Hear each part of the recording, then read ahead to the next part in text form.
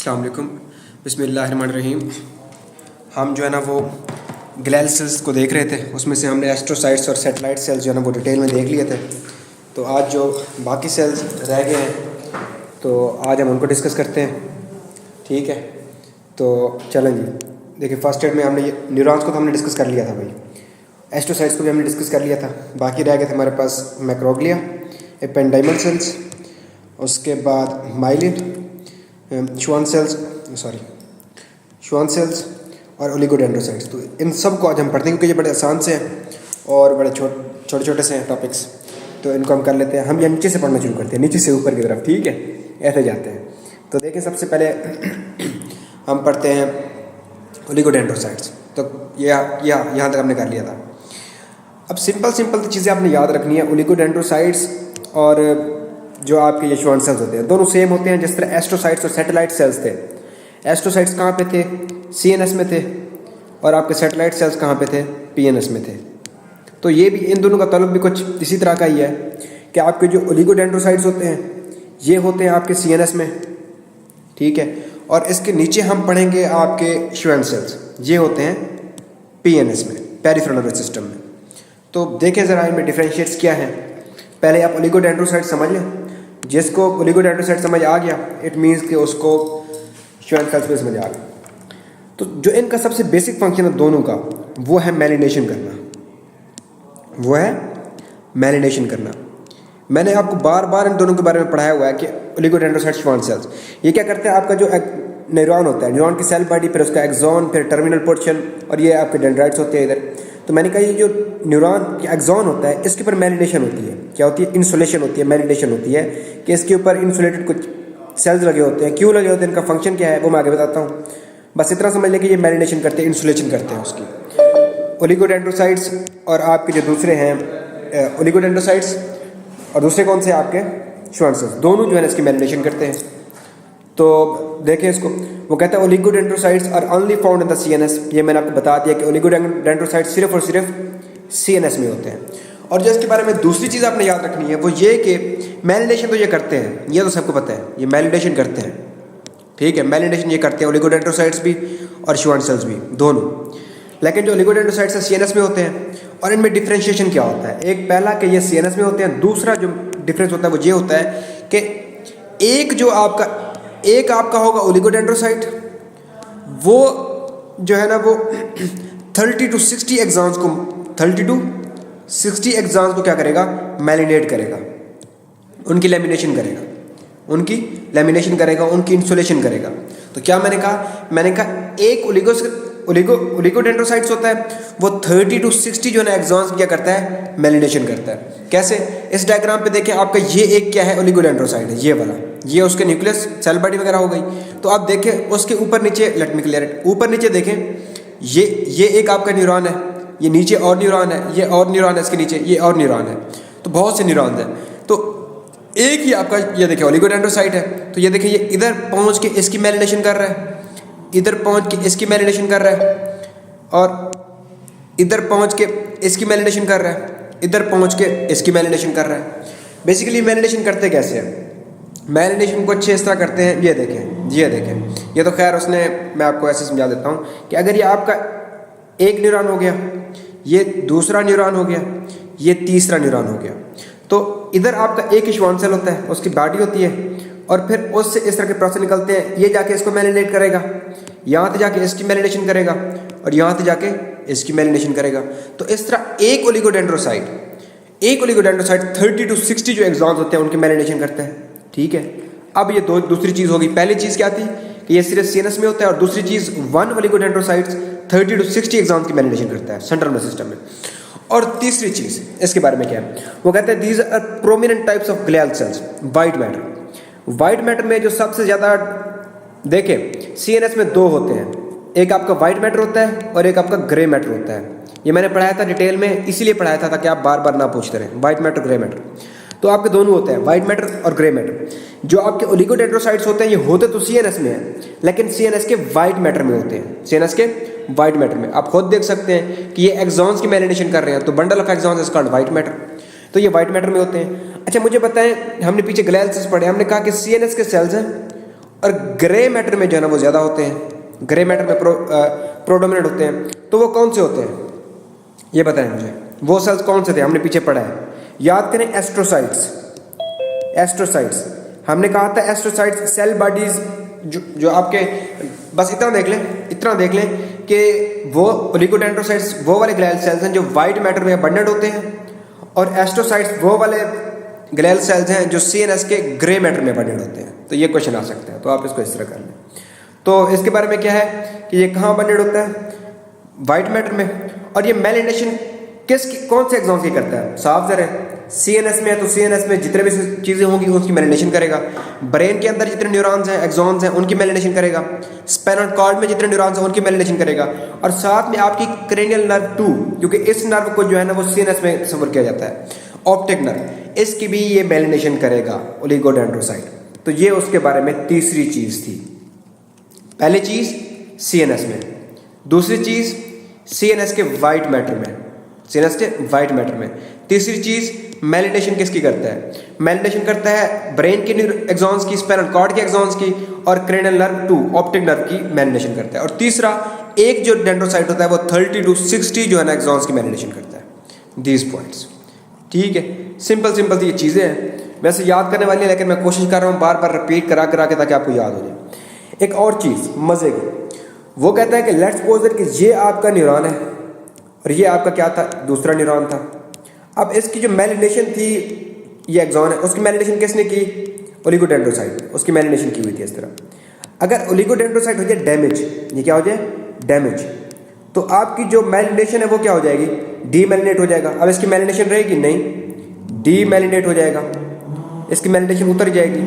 वो कहते हैं अगर इसकी मेलिनेशन उतर जाए, ओलिगोडेंड्रोसाइट डिस्ट्रॉय हो जाए, तो ये दोबारा रीजनरेट नहीं हो सकते, दोबारा रीजनरेट नहीं हो सकते। यार सिंपल सिंपल चीज़ें लिखी हुई हैं, वही बेसिक बच्चों वाले कंसेप्ट, बस मैं उन्हीं बातों को दोबारा ऊपर लिख लिख के आपको रिपीट करना चाह रहा हूँ, दैट्स इट, और कुछ भी नहीं है।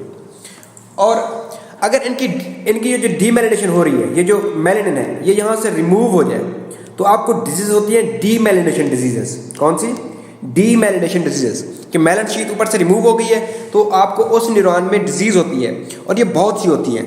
लेकिन अगर ओलिगोडेंड्रोसाइट डिस्ट्रॉय हो जाए तो एक फेमस डिजीज होती है सेंट्रल नर्वस सिस्टम में, that is called multiple sclerosis. ये डीमेलिनेशन डिजीज है, ये सबसे ज़्यादा कॉमन होती है। इसके अलावा दूसरी होती है प्रोग्रेसिव मल्टीफोकल ल्यूकोइंसेफेलोपैथी, PML भी इसको बोलते होते हैं, और तीसरी होती है ल्यूकोडिस्ट्रॉफीज। ये तीन, वो कहते हैं अगर इसकी डिसमेलिनेशन हो जाए तो कौन सी तीन डिजीज इसको हो सकती हैं, लेकिन मोस्ट कॉमन आपकी कौन सी होती है, मल्टीपल स्क्लेरोसिस। उसके बाद वो कहता है अगर हम इसकी हिस्टोलॉजी चेक करें ओलिगोडेंड्रोसाइट्स की, तो इनकी हिस्टोलॉजी फ्राइड एग की तरह की अपीयरेंस देती है। तो आप उसे वो सिंपली क्वेश्चन पूछेगा कि फ्राइड एग अपीयरेंस है और उसकी डीमेलिनेशन हुई है, तो डीमेलिनेशन के बाद आप बताएंगे उसको कौन सी डिजीज़ होगी, तो आपने कहना उसको मल्टीपल स्क्लेरोसिस है, ठीक है। तो इस तरह की है, या फिर पूछ सकता है कौन सा सेल डिस्ट्रॉयड होगा, आप कहेंगे ओलिगोडेंड्रोसाइट डिस्ट्रॉयड है। तो इस तरह घुमा फिरा, तो ये आपका क्या था, ओलिगोडेंड्रोसाइट्स। अब जिसको ओलिगोडेंड्रोसाइट समझ आ गया उसको श्वान सेल समझ आ जाएगा, वो उसका बिल्कुल उलट है। वो CNS में था, ये पेरिफेरल नर्वस सिस्टम में है। उसका एक ओलिगोडेंड्रोसाइट 30 to 60 एक्सॉन्स को मेलिनेट कर रहा था, इसका एक श्वान सेल्स एक ही एक्सॉन को मेलिनेट करता है। या फिर बाज दफ़ा बाज बॉक्स में ये भी लिखा होता है कि बहुत से श्वान सेल्स मिलकर एक एक्सॉन को मेलिनेट करते हैं, ठीक है, ये उसका उलट है। ये देखें, आप इधर देखें, ये एक न्यूरॉन है, उसको तीन जो है ना श्वान सेल्स मेलिनेट कर रहे हैं, 1 2 3, तीन श्वान सेल्स उसके मेलिनेशन कर रहे हैं। ये नंबर 2 चीज़ उससे डिफरेंट हो गया, उसके उलट होता है बिल्कुल। और अगली चीज़ वो कहता है कि वो किसकी मेलिनेशन कर रहा था, क्रेनियल नर्व 2 की, ब्रेन की और स्पाइनल कॉर्ड, क्योंकि वो CNS में है, ये पेरिफेरल नर्वस सिस्टम में है, तो ये स्पाइनल नर्व्स की, जो कि सेंट्रल नर्वस सिस्टम के बाहर जितने भी नर्व्स हैं उनकी मेलिनेशन कौन करेगा, श्वान सेल्स। और आपकी क्रेनियल नर्व 3 से लेकर 12 तक, 3 से लेकर 12 तक जितनी क्रेनियल नर्व्स हैं उनकी मेलिनेशन भी कौन करेगा, आपके श्वान सेल्स करेंगे। उसके बाद अगर उसको डैमेज होता था तो वो रीजनरेट नहीं हो सकता था, लेकिन अगर इसको डैमेज हो, इसके एक्सॉन के ऊपर मेलिनेशन डैमेज हो जाए, तो this can be regenerated, this can be regenerated. और अगर उसकी मेलिनेशन डैमेज हो रही थी तो उसको जो मोस्ट कॉमन डिजीज डीमेलिनेशन हो रही थी वो मल्टीपल स्क्लेरोसिस थी, और इसकी जो मोस्ट कॉमन डीमेलिनेशन डिजीज होती है वो आपकी होती है गुएलेन-बेरे सिंड्रोम। ये चीज़ें आपने याद रखनी है, गुएलेन-बेरे सिंड्रोम, GBS पेशेंट को हो जाती है। तो ये कुछ चीज़ें थी जो बिल्कुल उसके उलटती। तो वो इनको बता के पूछ सकता है। फिर सुन ले, डिफरेंस सुन लीजिए, ये ओलिगोडेंड्रोसाइट्स हैं और ये आपके श्वान सेल्स हैं। मैं इनके डिफरेंस करके लिख देता हूँ जो आपने याद रखने हैं। पहला, ओलिगोडेंड्रोसाइट्स सीएनएस में होते हैं। ये कहाँ होते हैं? पीएनएस में होते हैं। अगर ये सीएनएस में होते हैं तो ये किसकी मेलिनेशन करेंगे? ब्रेन के अंदर जो है न्यूरॉन एक्सॉन्स, स्पाइनल कॉर्ड के अंदर जो न्यूरॉन्स हैं, और साथ में क्रेनियल नर्व 2 की मेलिनेशन करते हैं। और ये अगर पेरिफेरल नर्वस सिस्टम में तो किसकी मेलिनेशन करेंगे? ये सबसे पहले मेलिनेशन करेंगे आपकी स्पाइनल नर्व्स की, वो स्पाइनल नर्व्स की, और क्रेनियल नर्व 3 से लेकर 12 तक ऑल ओवर दी ये सारी क्रेनियल नर्व्स की मेलिनेशन करेंगे। दूसरी चीज़ ये कहता है एक, ये पहली चीज़ थी, ये दूसरी चीज़ वो कहता है एक ओलिगोडेंड्रोसाइट वो 30 to 60 एक्सॉन्स की मेलिनेशन करता है। और ये एक की मेलिनेशन करता है या फिर मल्टीपल जो है ना वो एक की मेलिनेशन करते हैं। इस तरह की चीज़ है। दूसरी चीज़, अगर इसको, तीसरी चीज़, अगर इसको डैमेज हो जाए तो ये रीजनरेट नहीं हो सकता। अगर इसको डैमेज हो जाए तो ये रीजनरेट हो सकता है। चौथी चीज़, इससे जो मोस्ट कॉमन जो लिंक्ड एसोसिएटेड डिजीज़ है वो मल्टीपल स्क्लेरोसिस है, और इससे जो लिंक्ड है वो जीबीएस है। ठीक है, आपकी गुइलेन बैरे सिंड्रोम है। तो ये आपने उनमें डिफरेंस जो है ना ये आपने देखने हैं। और इसमें और यही इंपॉर्टेंट चीज़ें थी जो वो एमसीक्यूज में बार बार इनके हवाले से पूछते हैं, वो मैंने आपको बता दी है सारी। अब ज़रा हम देखते हैं कि जो थोड़ी सी जो एक्स्ट्रा चीज़ें इसमें बताई जाती है आपके श्वान सेल्स के बारे में, वो ये है कि प्रोसेस ऑफ मेलिनेशन, कि ये मेलिनेशन किस तरह घटता है। तो वो कहता है अगर अगर आपका एक एक्सॉन है तो मैं एक्सॉन का अगर यहाँ से कट करूँ, एक्सॉन को कट करूँ और इधर रख दूँ ऐसे नीचे, ये एक्सॉन है, समझे, मैं इसको यहाँ से देख रहा हूँ। अगर ये एक्सॉन है तो इसके ऊपर ये मेलिनेशन कैसे करता है आपका जो है ना श्वान सेल्स आएंगे और इसके ऊपर ऐसे मेलिनेट करना शुरू कर देंगे, ऐसे मेलिनेशन, ऐसे रिंग बनाना शुरू कर देंगे ऐसे। तो एक शीट बनाता है ऐसे, इस शीट को बोलते हैं माइलिन शीट। क्या बोलते हैं? Myelin sheath. और माइलिन शीट के इर्द गिर्द एक और मेम्ब्रेन होती है इसकी। Let me do it with a different colour, different colour. तो ये एक और एक्स्ट्रा मेम्ब्रेन बनाता है। इस मेम्ब्रेन को बोलते हैं न्यूरोलिमा। क्या बोलते हैं? न्यूरोलिमा। ये मेम्ब्रेन होती है और इस मेम्ब्रेन के अंदर न्यूक्लियस होता है। क्या होता है? न्यूक्लियस ऑफ द, आप कह सकते हैं nucleus of the Schwann cells. ठीक है, तो ये जो न्यूरोलिमा होती है, neurolemma, this is responsible for the regeneration. इसकी वजह से अगर आपके श्वान सेल्स को डैमेज हो जाए तो वो रीजनरेट कर सकते हैं, और ओलिगोडेंड्रोसाइट्स के पास ये वाली चीज़ नहीं होती, देयरफॉर वो रीजनरेट नहीं हो सकते। तो ये इसका थोड़ा सा प्रोसेस है। देखें वो क्या करता है कि पहले क्या करता है, इस तरह की मेलिनेशन करता है, इसको हम मेलिन शीथ बोलते हैं। तो मेलिन शीथ के इर्द गिर्द मेम्ब्रेन होती है, दैट इज कॉल्ड न्यूरोलेमा। तो न्यूरोलेमा में न्यूक्लियस होता है और न्यूरोलेमा की वजह से ही आपका जो श्वान सेल्स होता है वो क्या कर सकता है? रीजनरेट कर सकता है। तो ये सिंपल चीज़ थी उसकी। तो देखें इसको, तो ये देखें आप इस डायग्राम पे भी आप देख सकते हैं कि ये अंदर वाली जो शीट है माइलिन शीट, ठीक है, और ये जो बाहर वाला ये आपका श्वान सेल्स हो गया, और श्वान सेल्स का ये क्या, उसका न्यूक्लियस पड़ा हुआ है न्यूरोलिमा में। और ये नोड ऑफ रणवीर क्या होता है मैं आगे बताता हूँ आपको, आगे मैं समझाता हूँ आपको माइलिन में। ठीक है, तो देखिए इसकी रीडिंग देखें प्रोसेस ऑफ मेलिनेशन का। कहता है Schwann cells surround axon of neuron and twist around axons multiple times. ऐसा ट्विस्ट होता रहता है क्रिएटिंग अ कंसेंट्रिक रिंग। तो इस तरह का एक रिंग बना देता है, concentric ring around axon called myelin sheath. इस रिंग को मेलिन शीथ बोलते हैं। अब वो कहता है outer ring of membrane on the top of the myelin sheath is called neurolemma, जिसके अंदर न्यूक्लियस होता है श्वान सेल्स का, and allows Schwann cells to regenerate if damage या फिर डीमेलिनेटेड। और एक और इसकी इंपॉर्टेंट एमसीक्यूज श्वान सेल्स की, कि इसका जो श्वान सेल मार्कर होता है दैट इज S100 प्रोटीन। तो ये इसका मार्कर क्या होता है? S100 प्रोटीन होता है इसका मार्कर। तो ये कुछ कंसेप्ट्स थे आपके ओलिगोडेंड्रोसाइट्स और श्वान सेल्स के बारे में। जैसे एस्ट्रोसाइट्स और सैटेलाइट सेल्स एक दूसरे के डिफरेंट थे, वैसे ही ओलिगोडेंड्रोसाइट्स और आपके श्वान सेल्स एक दूसरे से क्या होते हैं? डिफरेंट होते हैं। तो आई होप इस हवाले से कोई भी अगर एमसीक्यूज या कुछ भी आता है तो आप कर लेंगे। आसान था यार, सिंपल सा था, वैसे रट्टा बेस था, लेकिन मैंने कोशिश किया कि आपको बार बार रिपीट कराऊं ताकि आपको कुछ ना कुछ याद हो जाए। अगर कोई चीज़ समझ नहीं तो मुझे बताएं, अदरवाइज हम जो है ना वो आगे मूव करने जा रहे हैं। बताएं जी, सब समझ आ गया? रिस्पॉन्स करें। चलें अगला हम देखते हैं जी माइलिन। हम सुबह से पढ़ रहे हैं मेलिनेशन हो रही है। What is myelin? ये मेलिनेशन होती क्या है, इसका फंक्शन क्या होता है, तो वो हम देखते हैं। वो कहते हैं myelin is composed of protein और लिपिड्स। तो माइलिन दो चीज़ों से बनी होती है, इसके अंदर प्रोटीन्स भी होती है, इसके अंदर लिपिड्स भी होती हैं।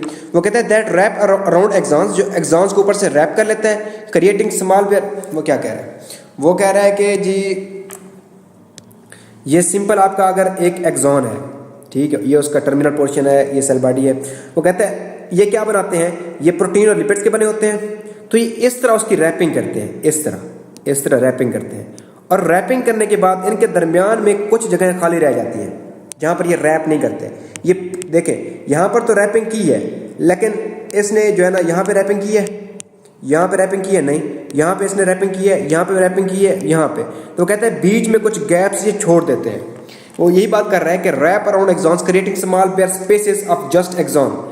तो एक्सॉन्स की कुछ स्पेसेस वो छोड़ देता है इन जो इनके दरमियान में होती है, मेलन शीट के दरमियान में होती है। ये मेलन शीट, इसके दरमियान में स्पेसेस रह जाती है। वो कहते हैं इन स्पेसेस को क्या बोलते होते हैं, नोड ऑफ रेनवीर। इसको नोड ऑफ रेनवीर बोलते होते हैं।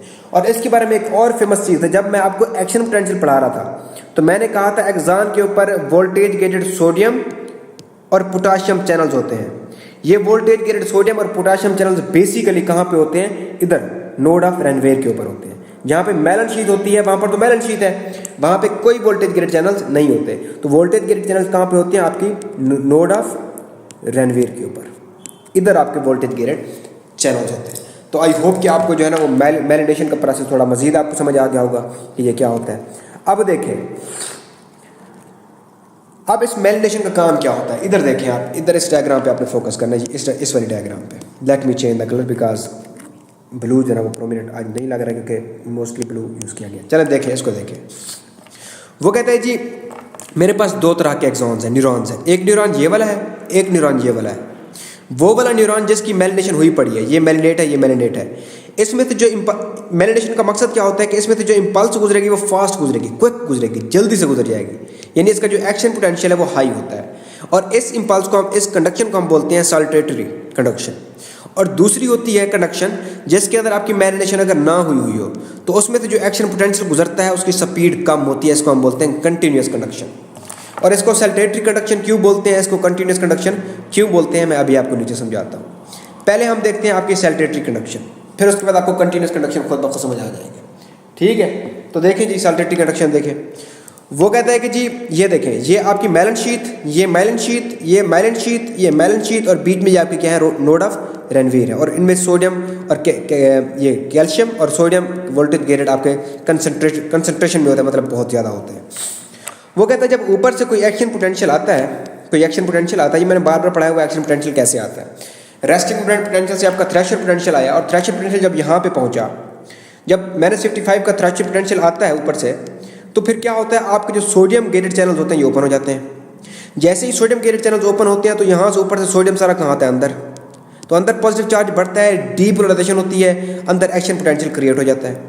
अब इस एक्शन पोटेंशियल क्या करना है, आगे मूव करना है, और आगे उसको जहाँ पर भी sodium voltage gated sodium channels मिलेंगे उनको इसने ओपन कराना है, उनकी डीपोलराइजेशन करानी है। तो ये जैसे यहाँ से डीपोलराइजेशन होती है तो ये आगे मूव करता है और इस तरफ जाना चाहता है। जब वो इधर जाता है तो इधर कुछ भी नहीं है, इधर कोई सोडियम चैनल्स नहीं है, तो यहाँ पर टाइम वेस्ट किए बिना आगे की तरफ भागता है, और आगे जाके देखता है फिर सोडियम चैनल्स हैं, इनके पास जाता है, इनको ओपन कराता है, पॉजिटिव चार्ज फिर अंदर आता है, फिर डीपोलराइजेशन होती है, फिर आगे जाना चाहता है, इधर देखता है इधर मेलन शीट तक कुछ भी नहीं लगा हो, तो यहाँ से फिर वो आगे भागता है विदाउट टाइम वेस्ट किए, तो इधर पहुँच जाता है, फिर इसी तरह आगे, फिर इसी तरह आगे। तो इस तरह जो आपके कंडक्शन होती है वो फास्ट होती है कि वो यहाँ से यहाँ, यहाँ से फिर यहाँ, यहाँ से फिर यहाँ, इस तरह वो जंपिंग होती है। क्या होती है, जंपिंग होती है। तो इस वजह से इसको हम बोलते हैं सैचुरेटरी कंडक्शन, और ये फास्ट होती है। दूसरी होती है आपकी कंटिन्यूस कंडक्शन। कंटिन्यूस कंडक्शन में ये मेलन शीट नहीं है, तो यहाँ पर भी सोडियम चैनल्स लगे होंगे, यहाँ पर भी सोडियम चैनल्स होंगे, यहाँ पर भी सोडियम चैनल, तो वो पहले यहाँ से फ्री होगा, यहाँ से फ्री होने के बाद अब उसको जंप करने का टाइम नहीं मिलेगा।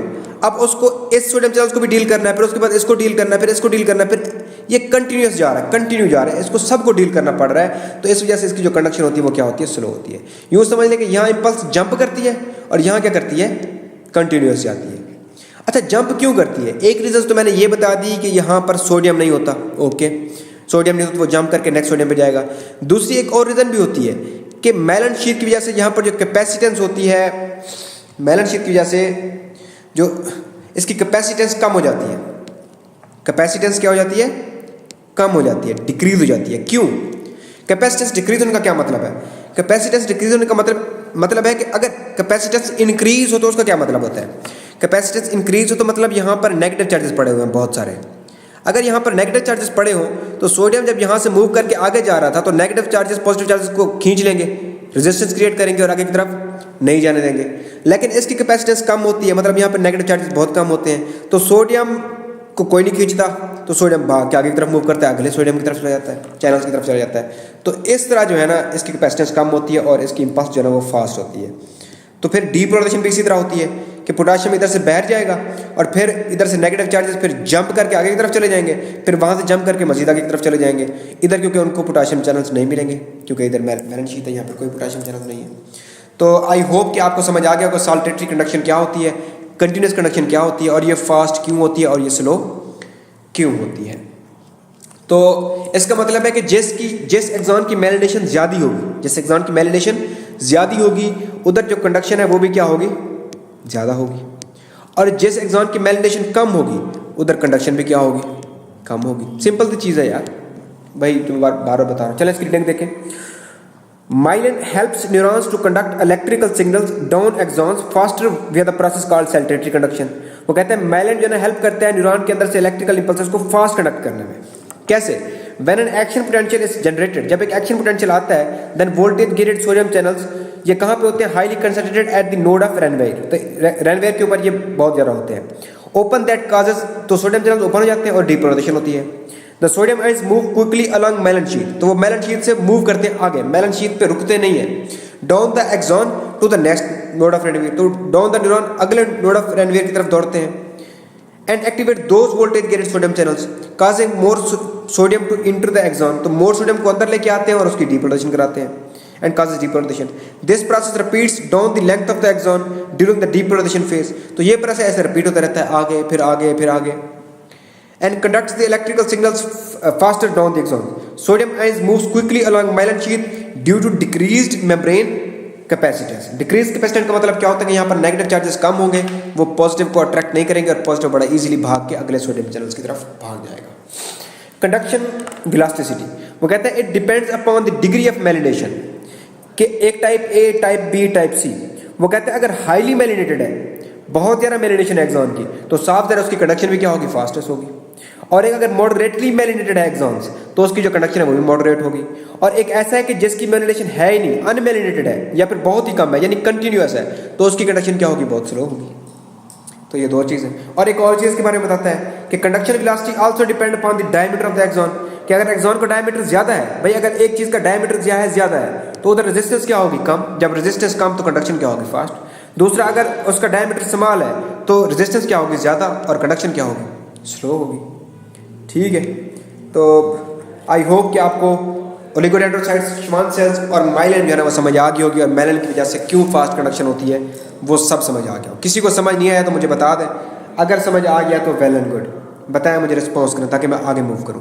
बस आगे थोड़ा सा रह गया एपेंडाइमल सेल्स और फिर आपकी मैक्रोग्लिया, फिर खत्म है उसके बाद। बताएं मुझे, रिस्पॉन्स करें ताकि मैं आगे मूव करूं भाई डॉक्टर्स। अब नेक्स्ट है हमारे पास जी, चलें जी, डॉक्टर सदाम कहते समझ आ गई। नेक्स्ट है हमारे पास जी एपेंडाइमल सेल्स। वो कहते हैं एपेंडाइमल सेल्स क्यूबिडल सेल्स होते हैं। ये क्या होते हैं, क्यूबिडल सेल्स होते हैं। और ये कहाँ पे होते हैं, आपके सेंट्रल नर्वस सिस्टम में होते हैं, लेकिन सेंट्रल नर्वस सिस्टम के वेंट्रिकल्स में होते हैं। और वेंट्रिकल्स कौन कौन से होते हैं आप सबको पता है, मैंने पढ़ाया हुआ बार बार, लेटरल वेंट्रिकल, थर्ड वेंट्रिकल और फोर्थ वेंट्रिकल। तो कहते हैं एपेंडाइमल सेल्स आपके क्यूबिडल सेल्स हैं। ओके, वो कहते हैं ये सीएनएस में होते हैं। ओके, सीएनएस की मखसूस जगह कौन सी होती है, वेंट्रिकल। ओके, और वेंट्रिकल में कहाँ होते हैं कि अगर ये देखिए आपके ये लेटरल वेंट्रिकल्स है, ये लेटरल वेंट्रिकल्स है, ये आपका थर्ड वेंट्रिकल है, ये एक्विडक्ट है, ये फोर्थ वेंट्रिकल है। तो वो कहता है ये जो आपके वेंट्रिकल्स है उनकी लाइनिंग होती है। ये क्या होती है, उनकी लाइनिंग होती है। Third ventricle, fourth ventricle, lateral ventricle, उनकी लाइनिंग जो होती है वो किन से होती है, एपेंडाइमल सेल्स से। तो वो यही पूछ सकता है कि ग्लियल सेल्स जो कि सीएनएस में पाए जाते हैं और सीएनएस के ग्रे मैटर में अबंडेंट होते हैं, तो आप कहेंगे सर जी एस्ट्रोसाइट्स है। वो कहेगा ग्लियल सेल्स सीएनएस में पाए जाते हैं लेकिन वाइट मैटर में अबंडेंट होते हैं, आप कहेंगे सर जी ओलिगोडेंड्रोसाइट्स। ओके, वो कहेगा सीएनएस सेल्स सीएनएस में होते हैं और ये क्या करते हैं, आपके वेंट्रिकल्स की लाइनिंग होते हैं, आप कहेंगे सर जी एपेंडाइमल सेल्स है। और इनके बारे में वो क्यूबिडल सेल्स भी बोल सकते हैं। तो ये सिंपल है। तो इनके फंक्शंस कौन कौन से होते हैं, इसके एपेंडाइमल सेल्स के फंक्शन कौन कौन से होते हैं? सबसे पहला फंक्शन इसका होता है, एक आपने पढ़ा था ब्लड ब्रेन बैरियर। वो क्या होती है कि ब्लड वेसल्स हैं और ब्रेन के टिश्यूज हैं, उनके दरमियान में एक बैरियर होती है जो ब्लड को और नर्वस टिश्यू को सेपरेट रखती है। ये आपकी ब्लड CSF बैरियर। इसका काम क्या होता है कि ये ब्लड और जो आपके वेंट्रिकल्स के अंदर third ventricle, fourth ventricle, sorry lateral ventricle, third ventricle और फोर्थ वेंट्रिकल, उनसे आपको दूर रखती है। सर्कुलेशन को वेंट्रिकल से क्या रखती है? दूर रखती है, सेपरेट रखती है। दिस इज कॉल्ड ब्लड को CSF से, यानी CSF कहाँ होता है? वेंट्रिकल्स के अंदर होता है CSF। तो आपके ब्लड को CSF के दरमियान जो बैरियर होते हैं that is called blood CSF barrier, इसको हम कहते होते हैं। तो यही वो कह रहा है, barrier that separates the blood circulation from CSF in the ventricle is called blood brain barrier. अब इसके कंपोनेंट्स कौन कौन से होते हैं और इसका फंक्शन क्या होता है वो जरा हम देख लेते हैं। तो आसान से बिल्कुल उसी तरह है जैसे आपके एस्ट्रोसाइट्स बना रहे थे ब्लड ब्रेन बैरियर, बस उससे थोड़ी सी डिफरेंट है। तो वो कहते हैं सबसे पहले नंबर 1 पे इसकी ये आपकी, उसने कहा कि ये ब्रेन था, ये आपके ब्लू से आपको वेंट्रिकल नजर आ रहे हैं और ये रेड सी जो है ना ब्लड वेसल उसको सप्लाई कर रही है। वो कहता है मैंने यहाँ से एक चीज़ कट ली और यहाँ पे जूम करके उसको देखा, तो हम देखते हैं किसमें हमें क्या नजर आता है। वो कहते हैं जी सबसे पहले ये आपको रेड वाले सेल्स नजर आ रहे होंगे नंबर 1 पे, एंडोथेलियल सेल्स होते हैं, ठीक है, एंडोथेलियल सेल्स होते हैं। लेकिन जो एस्ट्रोसाइट्स था उनके एंडोथेलियल सेल्स के दरमियान में टाइट जंक्शंस थे, अगर आपको याद हो तो यहाँ पे टाइट जंक्शंस प्रोटीन्स थी, लेकिन यहाँ पर कोई टाइट जंक्शंस प्रोटीन्स नहीं होती। इसका मतलब है ये फेनिस्ट्रेटेड होते हैं। क्या होते हैं? फेनिस्ट्रेटेड होते हैं कि ये इस मेम्ब्रेन से चीज़ें गुजर सकती हैं, ये मोर परमिएबल नहीं होगी इस वजह से। अब नेक्स्ट चीज़ नंबर 2 पे क्या था? वहाँ पर बेजल लेमिना था, ग्रीन वाला याद है, बेजल लेमिना। तो इधर भी ये ग्रीन वाला क्या होगा? बेजल लेमिना होगा। और नंबर 3 पे क्या होता है? नंबर 3 पे आपके यही एपेंडाइमल सेल्स होते हैं, एपेंडाइमल सेल्स होते हैं। एपेंडाइमल सेल्स मैंने ऊपर ही कहा है कि ये सिलेटेड होते हैं। सिलेटेड का मतलब क्या होता है मैं आगे पढ़ाता हूँ। बस सिंपल कोलमनर होते हैं, यानी क्यूबिडल सेल्स होते हैं। तो ये आप देख लें, ये सिंपल कोलमनर क्यूबिडल सेल्स, ये क्यूबिडल सेल्स, ये क्यूबिडल सेल्स। तो ये आपके ये क्या है? सारे सेल्स हैं जो कि इसकी तीसरी लेयर होती है एपेंडाइमल सेल्स। अब एपेंडाइमल सेल्स के दरमियान में टाइट जंक्शन होते हैं। इधर ये देखें, ये ब्लू वाले जिसको मैं ऊपर से रेड से मार्क कर रहा हूँ, ये आपके क्या होते हैं? टाइट जंक्शंस होते हैं। और ये टाइट जंक्शंस इसको क्या बनाते हैं? मोर परमिएबल बनाते हैं। इसको क्या बनाते हैं? मोर परमिएबल बनाते हैं। अब इसकी मर्जी होती है किसी को गुजरने दे, किसी को ना गुजरने दे। तो ये इसके क्या होते हैं? कंपोनेंट्स होते हैं। कि उसमें डिफरेंस क्या था? उधर एस्ट्रोसाइट्स में जो टाइट जंक्शन थे ब्लड ब्रेन बैरियर में, वो कहाँ थे? एंडोथेलियल सेल्स के दरमियान में। और यहाँ पर जो टाइट जंक्शन है वो किसके दरमियान में? एपेंडाइमल सेल्स के दरमियान। ठीक है, बाकी चीज़ें सेम है। फिर उसके बाद वो एक और चीज़ कहता है, क्रोएट प्लेक्सस की बात करता है। किसकी बात करता है? क्रोएट प्लेक्सस। तो क्रोएट प्लेक्सस क्या होता है? कहते हैं क्रोएट प्लेक्सस और कुछ भी नहीं है, ये जो आपके वेंट्रिकल्स होते हैं, वेंट्रिकल्स के अंदर कुछ एपिथेलियल सेल्स होते हैं। क्या होते हैं? एपिथेलियल सेल्स होते हैं। अब एपिथेलियल सेल्स मिलकर एक स्ट्रक्चर बनाते हैं, दैट इज कॉल्ड क्रोएट प्लेक्सस। किसके अंदर? वेंट्रिकल्स के अंदर। एपिथेलियल सेल्स वेंट्रिकल्स की लाइनिंग होते हैं और मिलकर एक स्ट्रक्चर बनाते हैं, दैट इज कॉल्ड क्रोएट्स, आपकी क्रोएट स्ट्रक्चर, क्रोएट प्लेक्सस बनाते हैं। अब वो कहते हैं जो एपिथेलियल सेल्स होते हैं उनके दरमियान में भी टाइट जंक्शंस होते हैं। ये सेल्स उनके दरमियान में क्या होते हैं? टाइट जंक्शंस होते हैं। तो वो वेंट्रिकल्स में होते हैं। तो ये आपके ventricles, third ventricle, aqueduct, fourth ventricle, ये लेटरल वेंट्रिकल। तो इधर ब्लड है, तो वो कहता है इधर होते हैं, इधर इनकी लाइनिंग कर रहे होते हैं। तो उनका काम भी क्या होता है कि वो भी इधर भी टाइट जंक्शंस होते हैं। तो वो ब्लड से कुछ CSF में नहीं आने देते और CSF से कुछ ब्लड में नहीं जाने देते, वो भी एज ए बैरियर काम करते हैं। तो ये आपका क्या होता है? क्रोएट प्लेक्सस होता है। ठीक है, तो कुछ समझ आता मुझे बताएं। आगे इसका फंक्शन देखिए आप, इसका फंक्शन क्या होता है? वो कहता है ये ऑक्सीजन को जो है ना वो इजीली डिफ्यूज होने देंगे, जिस तरह ब्लड ब्रेन बैरियर थी, ऑक्सीजन को इजीली डिफ्यूज होकर इधर आने देंगे, कार्बन डाइऑक्साइड को यहाँ से पिक कर लेंगे। ओके, उसके बाद वो कहता है glucose, electrolytes, sodium chloride, H2O, इन सब को जो है ना ट्रांसपोर्टर प्रोटीन के जरिए शिफ्ट होने देगा, ट्रांसपोर्टर प्रोटीन के जरिए जाने देगा।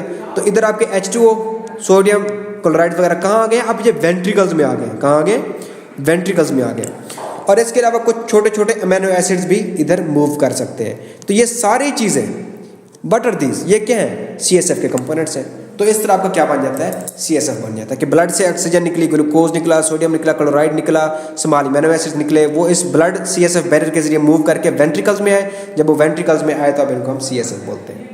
तो मैं फिर बता रहा हूँ, फिर सुन लीजिए, ये lateral ventricles, third ventricle, aqueduct, और ये आपका फोर्थ वेंट्रिकल, और नीचे आपका स्पाइनल कॉर्ड होता है। तो ये आपकी ब्लड वेसल पड़ी हुई है।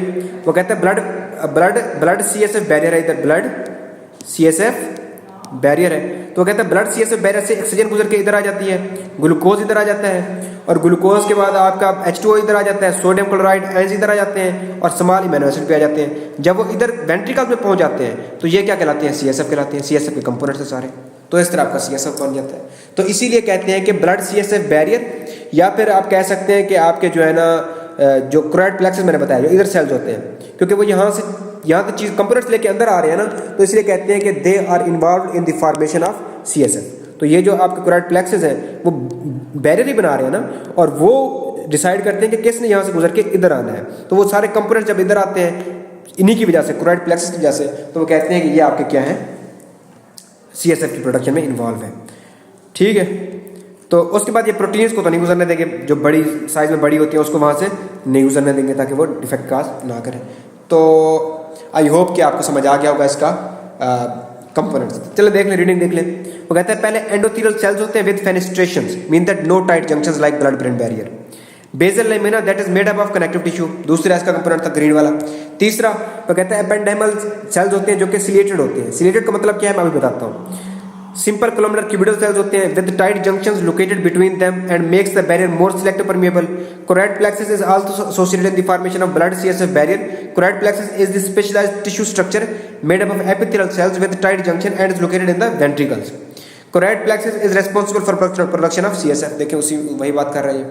वो कहते हैं this blood CSF barrier regulates what leaves the blood and enters the CSF। तो ये डिसाइड करते हैं कि ब्लड से कौन सी चीज वेंट्रिकल्स में इंटर होगी।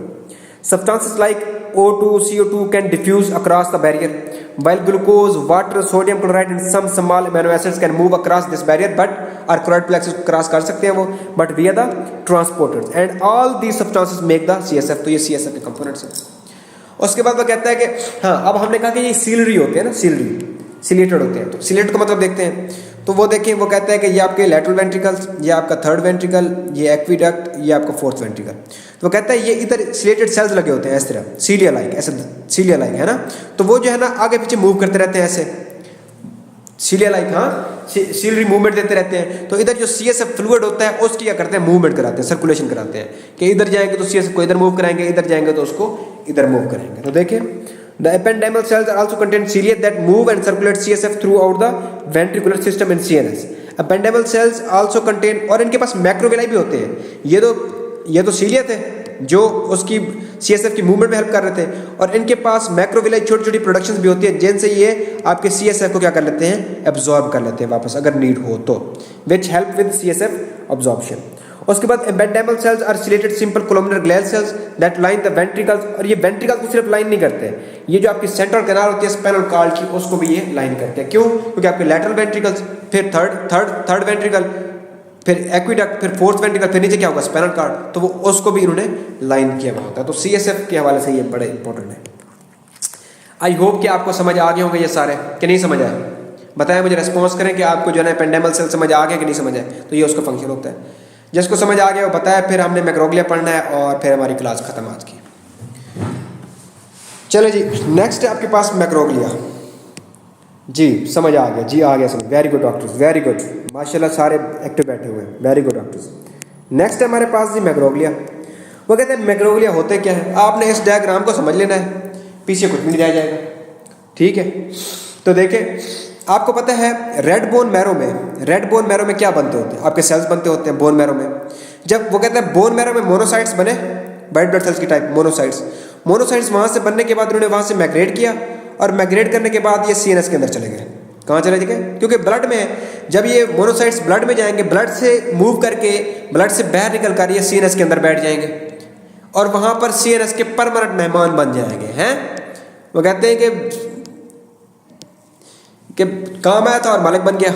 तो ये वहां से गुजर रहे थे और वहां इंटर होकर परमानेंट इन्होंने माइग्रेशन कर लिया भाई।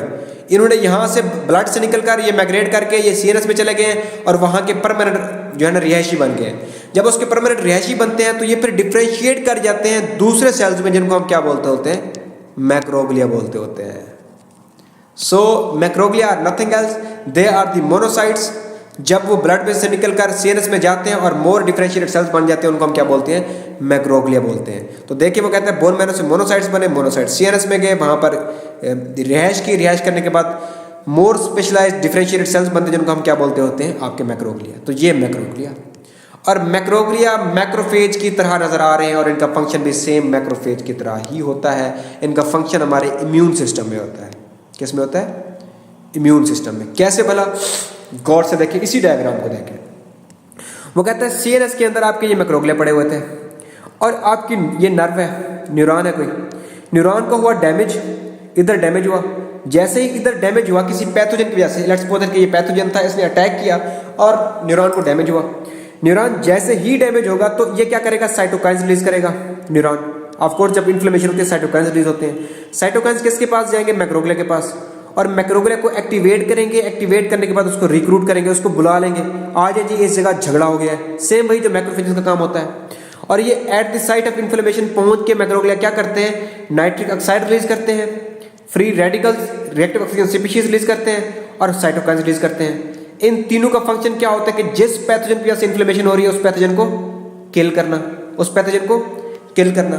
दूसरा काम ये क्या करते हैं, मैक्रोग्लिया क्या करते हैं कि जो भी पैथोजन था पहले उसको इसकी वजह से किल किया, फिर किल करने के बाद एक और काम करते हैं कि फेगोसाइटोसिस कर लेते हैं। ये जो पैथोजन था उसको फेगोसाइटोज कर लेंगे, खा लेंगे मैक्रोफेजेस की तरह। जब फेगोसाइटोज करते हैं तो फिर उसको अपनी सरफेस के ऊपर एक्सप्रेस करते हैं एमएससी क्लास 2 के जरिए। दो क्लास होती है, MSc class 1 and MSc class 2। जब ये एमएससी क्लास 2 के जरिए एक्सप्रेस करेंगे तो इधर आपके CD4 टी सेल्स जो कि आपके ब्लड से निकलकर आपके इधर पहुंच सकते हैं, आपके न्यूरॉन्स में आ सकते हैं, इधर सेल नर्वस टिश्यू में आ सकते हैं, ब्लड ब्रेन बैरियर क्रॉस कर सकते हैं। तो अब आपके टी सेल्स, क्योंकि एमएससी क्लास 2 है तो CD4 टी सेल्स होंगे।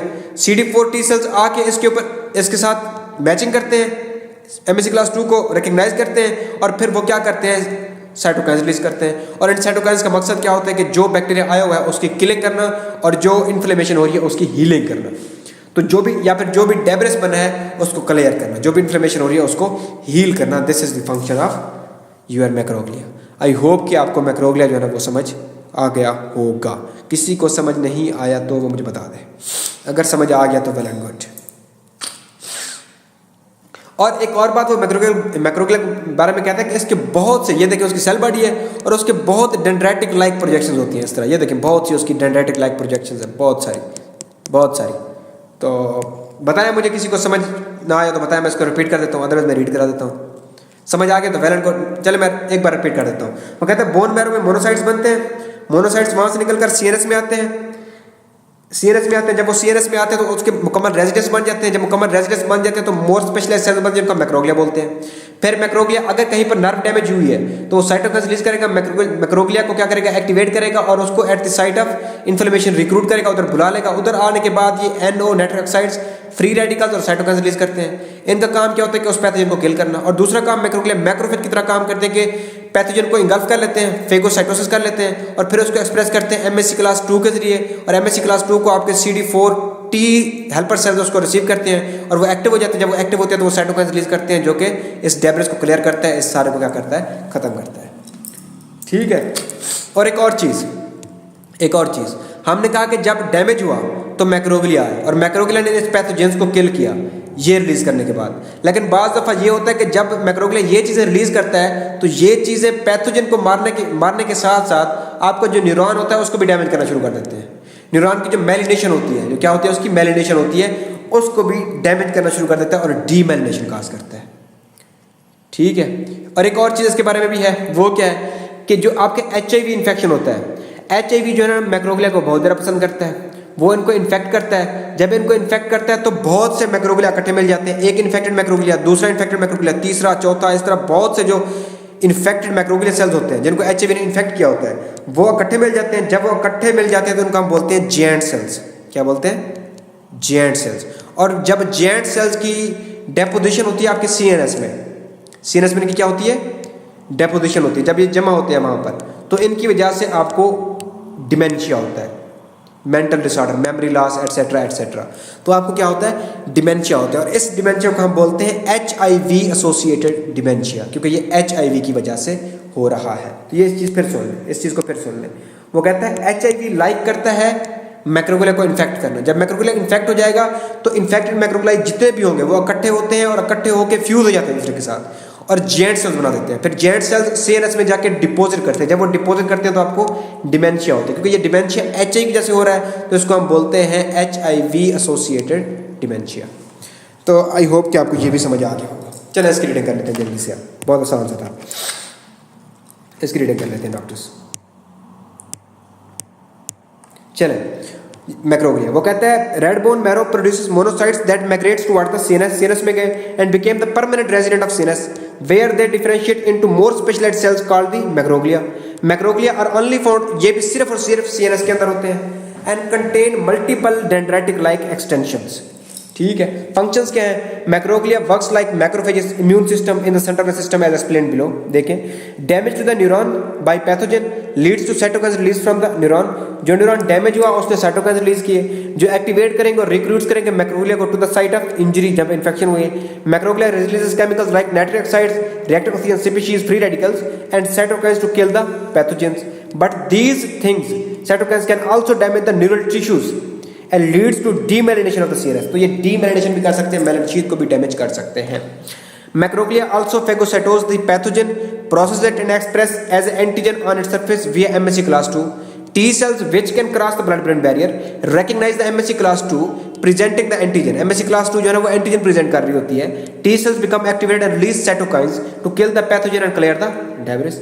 HIV affects the macroglia and infected macroglia fuse to form multinucleated, जिनके क्यों साफ ज़रा एक आपका ये क्या था मैक्रो, उसका एक न्यूक्लियस, दूसरा मैक्रोग्लिया उसका दूसरा न्यूक्लियस। जब बहुत सारे मैक्रोग्लिया इकट्ठे मिल जाएंगे तो उसके अंदर न्यूक्लियस भी बहुत सारे होंगे तो मल्टी न्यूक्लिएटेड जेंट सेल्स बन जाएंगे CNS के अंदर। These giant cells cause HIV associated dementia.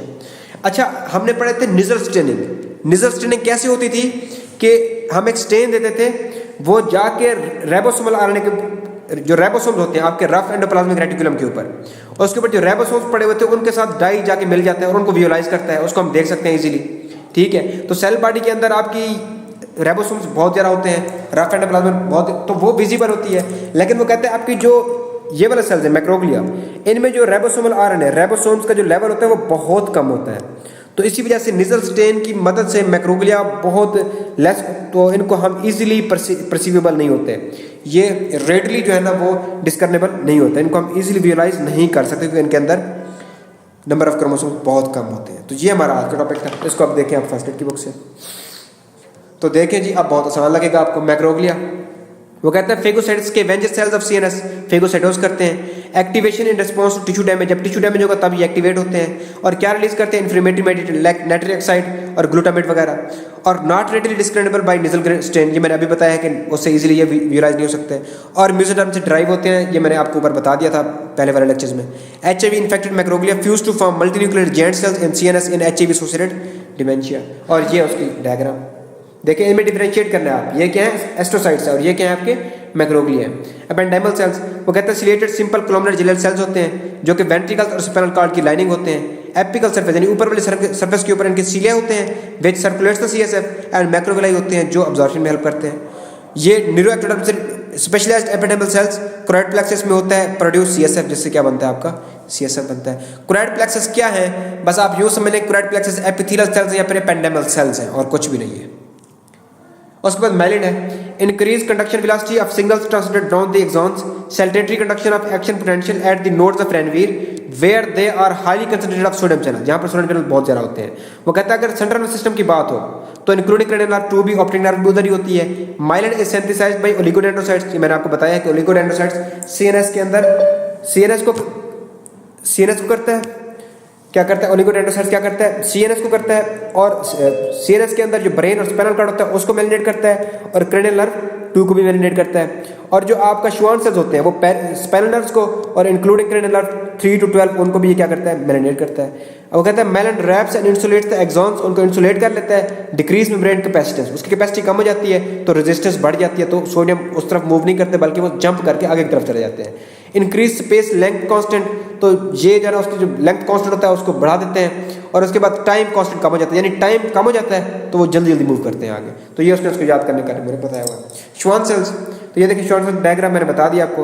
Promote external regeneration, इससे रीजनरेशन होती है। क्यों? क्योंकि इसके पास क्या होते हैं, आपकी न्यूरल लेमा होती है, उस जैसे रीजनरेशन होती है। Derived from the neural crest cells, और ये न्यूरल क्रस्ट सेल्स है। और ये कहता है वन जो शुआन है वो वन पेरिफेरल नर्वस सिस्टम को क्या करता है, एक्सॉन की मेलिनेशन करता है। ठीक है। इंजर्ड इन, जब ये इंजरी हो जाए, डीमेलिनेशन हो जाए, तो जो फेमस सिंड्रोम है दैट इज कॉल्ड गुइलेन-बेरे सिंड्रोम, और मार्कर इसका S100 मैंने बता दिया था। और ओलिगोडेंड्रोसाइट्स, जो उसकी डायग्राम मैंने समझा दी। Myelinate axons of neurons in central system में होता है, और एक ओलिगोडेंड्रोसाइट्स बहुत सारे 30 से 60 जो आपके एक्सॉन्स होते हैं उनकी मेलिनेशन कर सकता है। और ये प्रीडोमिनेंट होता है वाइट मैटर में, जबकि दूसरे ग्लैल सेल्स जो कि CNS में होते हैं बट प्रीडोमिनेंट होते हैं आपके ग्रे मैटर में, वो एस्ट्रोसाइट्स होते हैं। और जो वेंट्रिकल्स में होते हैं वो आपके कौन से होते हैं, आपके वो एपेंडेमल सेल्स होते हैं वेंट्रिकल्स में। ठीक है। अब देखिए derived from neuroectoderm, fried egg appearance histologically मैंने बताया है। इंजरी हो तो आपको डीमेलिनेशन हो तो मल्टीपल स्क्लेरोसिस, प्रोग्रेसिव मल्टीफोकल ल्यूकोइंसेफेलोपैथी और ल्यूकोडिस्ट्रॉफीज। ये होती क्या है, ये तीनों चारों डिजीज, बस इतना समझने कि ये डीमेलिनेशन डिजीज होती हैं। जब हम पैथोलॉजी पढ़ेंगे तो मैं आपको ये डिटेल में बताऊंगा। अभी बस इतनी समझ लें कि इन डिजीज में जो मेलिनेशन होती है वो मेलिन शीट क्या हो जाती है, रिमूव हो जाती है। तो हमने न्यूरॉन एक्शन पोटेंशियल भी पढ़ लिया था। कल हम इंशाल्लाह ताला सेंसरी रिसेप्टर्स पढ़ेंगे और पेरिफेरल नर्व्स, और ये इंशाल्लाह फिर आगे मूव करेंगे। तो यहाँ तक कोई क्वेश्चन है तो बता दें, अदरवाइज हमारी जो क्लास है वो डिसमिस है। कोई क्वेश्चन तो पूछें, otherwise class dismiss. Anyone doctors? Okay, class dismiss.